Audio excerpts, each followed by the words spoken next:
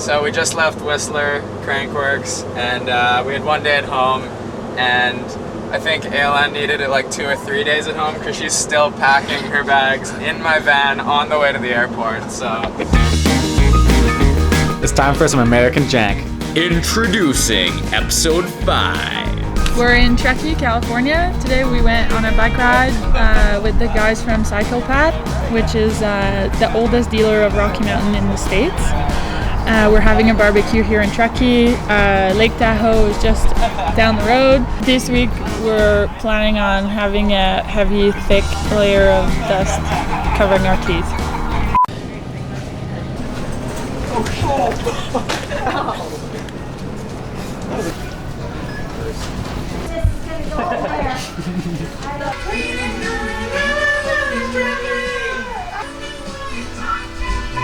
Trying to tone down the jank levels.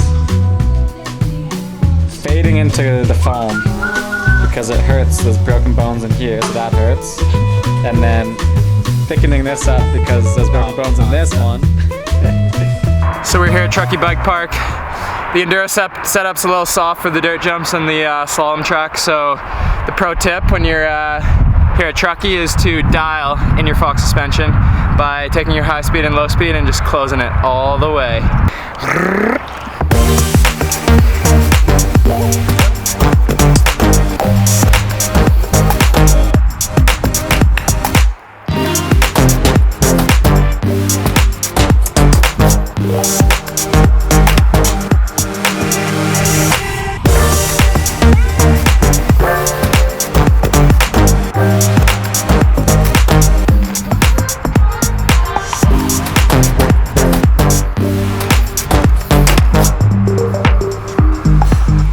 So next up we have Remi Govan here, a little bit of a newcomer to the slope scene. He's more of an enduro rider, but he's starting things off with some style, a little table there, into an X up. Holy click, 180 degrees. That's what the judges want to see. That's right, Cam. Yeah, into the wall ride here. He's coming in.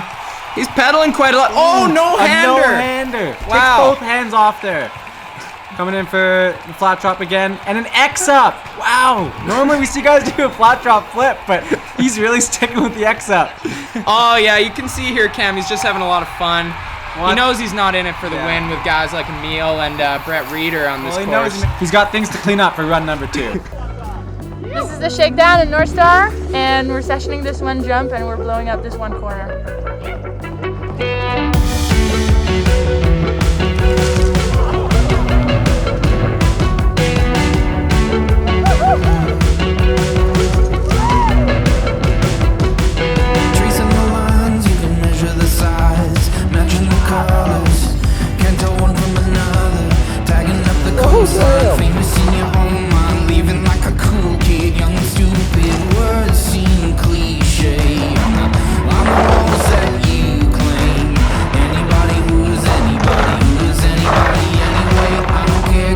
I found these for Aylan, actually, but I could probably wear them.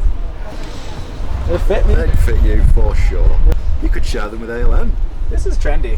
What? We found some in Jesse's size. Haha. Lost Remi. Yeah. Does Remi respond to that? 90% of the time, all the time.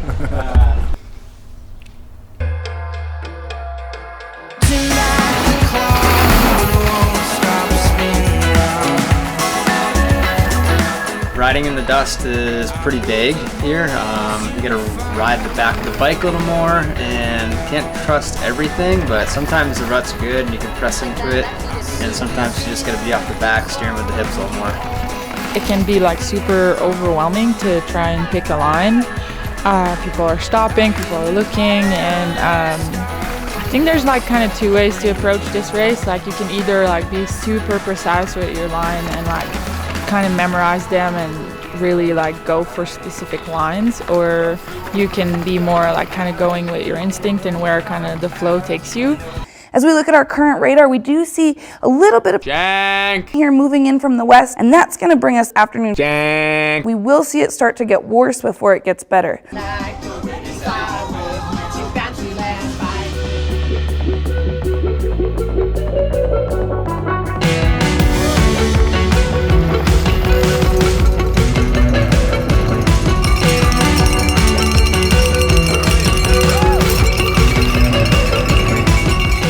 pretty happy with the last couple weeks. Whistler top 30 and then top 40 here at Northstar, and pretty happy with a couple consistent results. It's been fun hanging with the team and getting to race team podiums. I think we're closing in on the overall possibly, but we'll see how the last couple races shake out.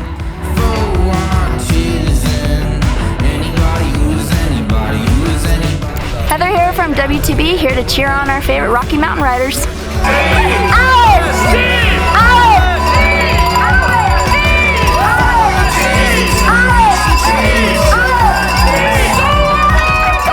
I wasn't super stoked with my riding. Like, I found like myself offline quite a bit and just like hitting rocks that I hadn't hit in practice, and it was kind of frustrating.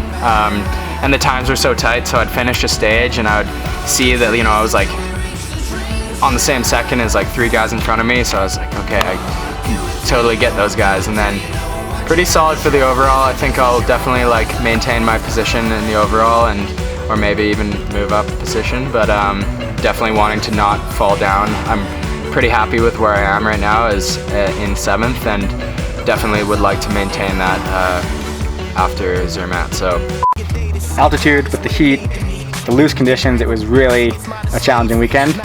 I kind of thought coming from Whistler with 2 more weeks to heal my injuries that I would kind of be way closer to 100%, but it was just so rough here and so variable and like changing like from practice to race that it was really difficult. But so you're like never in control, you're just always on this edge of like craziness, which kind of suits my style, but I was definitely still trying to keep it within my limit. The team, like, you know, Jeff and Tara were huge in helping me, you know, survive this weekend. The stages were shorter, which helped. And then I got lucky in the last stage. I got Adrian by just 0.2 in the overall, and Kevin unfortunately had a crash, so I moved up to 5th on the weekend, which, yeah, exceeded my expectations. I was really hoping for a top 10, definitely, but you can never like plan on anything. We're lucky that we all kind of gel so well, and it's a fun week, fun weekend. A few weeks now to hopefully I'll probably stop riding a bike and actually heal my wounds, and then be 100% for Zermatt. So I'm looking forward to that. I got 3rd again, guys. Is consistency boring? Maybe, but it's also what gets good results in enduro, so I'm pretty stoked. I tried really hard to get the Queen stage today, which was the first stage we started with, and I was 3 seconds off the win. Noga got the win. Isa was 2 seconds back. So, man, it was just really tight racing. Like, after that, I think Noga and I on the same second on stage 4, which was like super rutted out, super techy, very short, so like super intense. It was hard to feel clean out there. Like, it was hard to feel like you were going fast because like so many mistakes were happening to everyone. And then I won stage 5. It was kind of a do or die run. I'm pretty happy to grab that win. And then kept it consistent on 6th. I think I got like 3rd on that stage too. So can't believe I think I'm taking 3rd overall too after this result. So it's good. The Rocky Mountain Race Face Enduro team of 1,130 points. Come on up.